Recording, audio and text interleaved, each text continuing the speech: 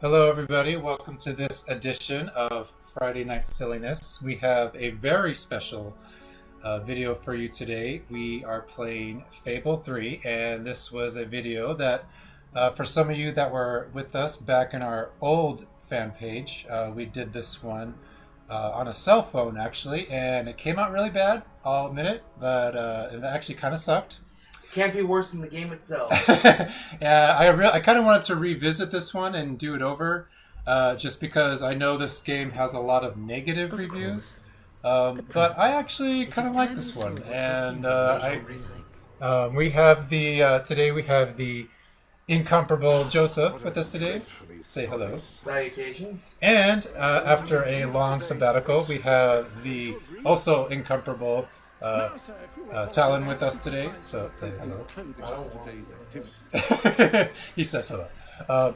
So, anyways, so there's a lot to say about this game. I know that when I played Fable 3, I actually only played Fable 3. I didn't play any of the other ones. You pleb. Yeah, I kind of just started off right at Fable 3. I think most gamers, experts recommend that you start with the first one. I didn't do that. I just went straight to 3. I don't recommend you start with the first one. I recommend only play the first one. The second one is semi-acceptable. It's alright. This game as a fantasy game is decent. As a Fable game, it is horrid. Yeah, I got my recommendation from the lady at GameStop that told me that I should just only play Fable 3 because that one is the only good one, apparently. She needs to be fired. That's what the GameStop lady told me, so She was wrong. I listened to her, and I'm wrong, but You, this is inexcusable. You have Fable Anniversary. You have the HD version of the good game. Yeah. With lost chapters built in. yeah, well, now I have it. But at the time when I was playing this, I didn't have it. I played it last July, so actually exactly 1 year ago this week, actually, I started playing Fable 3. And it's definitely an older game. It was old even when I played it, and I think now even Lionheart Studios isn't even around anymore, from what I've heard. Yes, they closed down because of they tried making a 3v1 dungeon builder Fable game where you have one guy building the dungeon. Oh, sorry, 4v1. They tried building it, and I don't even know if it got released. Preoccupied to treat you as he Yeah. Yeah, I'm not sure either. I think it was But I ask specifically them for to ignore Smack any Bro. wild rumors you hear. Yeah, but anyways, so right now I'm just showing you the first part, like kind of the And your family's prologue outside the castle. to Fable 3 up until the part when you actually really start playing as your selected character.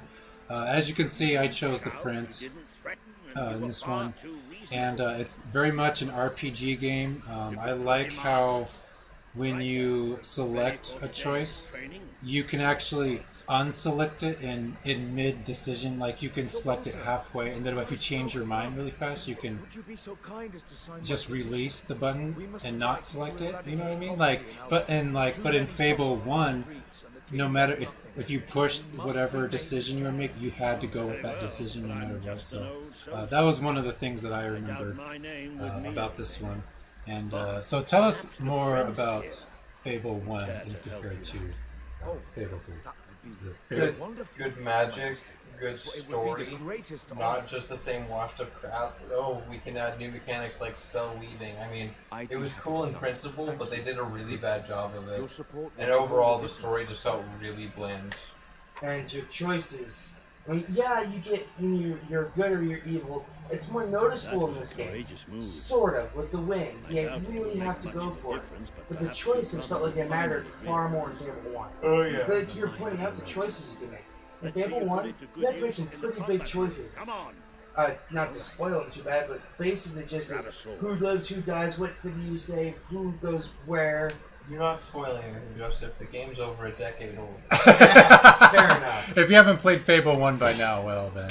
It's like Well, you're wrong. if you haven't seen Star Wars by now, then well, somebody should spoil it. But as you can see, this game takes place in kind of the industrial revolutionary period, like 17th, 18th century England, although they don't say England, but No, they live in the world of Albion. but Which apparently oh yeah, I know changes that, geography. but it's like a fictitious England's country. The map has changed between every single game. There's no roads that are the same. Cities are in different places. Cities have different names. Well, that makes sense for timeline changes. Start with the But ringleaders, the and if actual necessary, geography of the continue world with the crowd. shifts like heavily You can't do this. from game to game. Never tell me Yeah. what I can't. But so in this part of the story, Sir Walter, who's kind of your military general that trains your character, as you probably saw from the last screen. He's really more of a father figure than a military guy. Your brother's more of a military guy. Let And us a see total how douche. you do. Take the brother and his but for friend reason. to the throne room. Yeah, and so Settle this matter the thing that makes this Fable different from some of the other ones, it's definitely more 3D. I noticed that Closer. the little experience that I played in Fable 1, everything just seemed a little not smaller, but Punishment not must be as apportioned. It was more polygons, yeah. But Yeah. It was also on a You are no previous longer a console. child, and it is Yeah, time I that- stopped Fable was treating for the you previous for You wish Xbox to original. save the yeah. traitors, For my but impression now of Fable 3 is it makes you feel like you're more in a movie to save than Here a stand game, the but leaders of the violent mob. but that's also because it was also on a more updated These strangers console. or And this girl? I don't think it's an Xbox One, but for sure 360. So that's what platform it's on for that. There's only one decision you can make. It has So to be right made. here, your character, or in this case the prince, is trying to decide Do this. who gets executed. The political prisoners that were trying to stand up to the tyranny of the forgive you for this. evil regime. Well, let's be honest here. There were townsfolk that were picked off the street at random. I don't think. They pretty much just pulled a Zorro here. 3 random villagers to be executed. I have Yeah, to do something. as opposed to I can't just your stay here. love interest in the game, which We leave the in this castle case tonight. is her name is Elsie or Elsa. Very good. As you can see, I picked for There's no the time. political prisoners to be executed, but that's only because Come on. in this part We must you basically separate, but you meet up again later. And Yeah. I didn't know that my first time through. We paid. So this is actually Albion's this is actually my third time playing it through, but the second time that's what I picked, and I met up again later, and we'll show you towards the end what my character that I played last summer looks like now when you fully upgrade it. So right here is the part where your character is getting the guild seal. This is the ultimate source of the power that you get. Right, the continuity error. Because before, anybody could become a hero. But now you have to have the power of a hero in you, and the guild seal just unlocks it. Yeah. Continuity error. So this is the part of the game where it really starts to get more interesting, and you really start to play through the storyline. This part right here is when you see, or you visit the seer, which is kind of a prophetess that kind of tells you your future. And Your sister from Fable 1 cough. oh, is it really? I Yep. Oh, okay. She's over 500 years old too. Oh, I actually didn't know that. She lost her sight from a raid and gained the power of... Oh, Cirrus, she's a blind Cirrus, yeah. Oh, okay.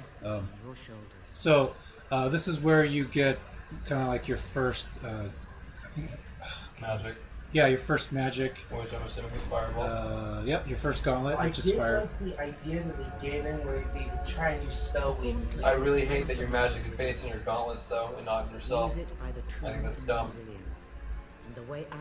But anyways, It's dumb.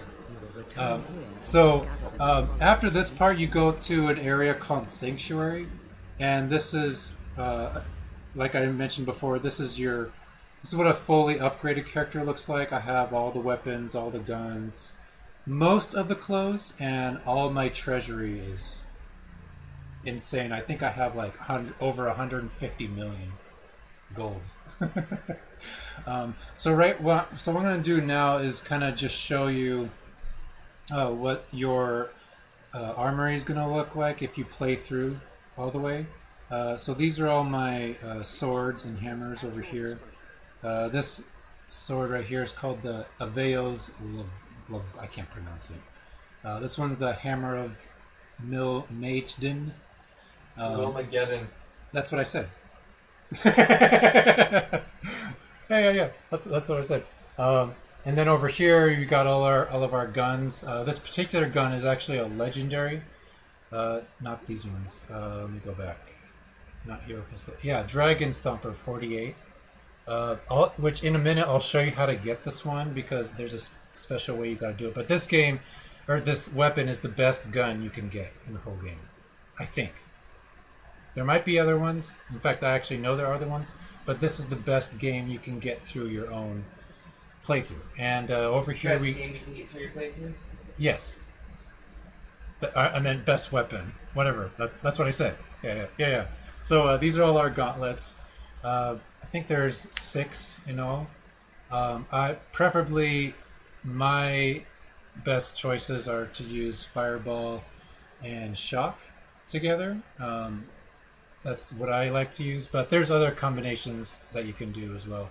And then here is where at my wardrobe I have most of the suits. As you can see, I have chicken suit, which is one of my favorite ones.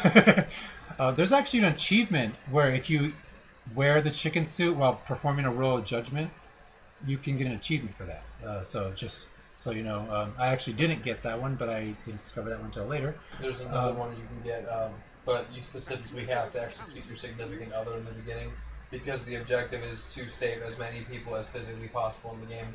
Yeah. Ergo, those people in the beginning have to survive. She has to die. Yeah. So this is my treasury, which I forgot to mention. You get that one treasury, put it into the kingdom treasury.